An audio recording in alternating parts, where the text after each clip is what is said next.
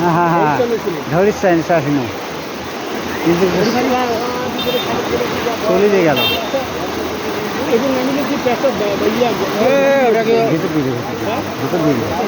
জন্য আটক করা যাবে না। ভিতর ঢুকে কোনটা এটা গেল না না সেটা না হয় মানে এই যে ভুল নিলে হইতেছে না টলে যাবে তো মাছ মামা এইগুলি তো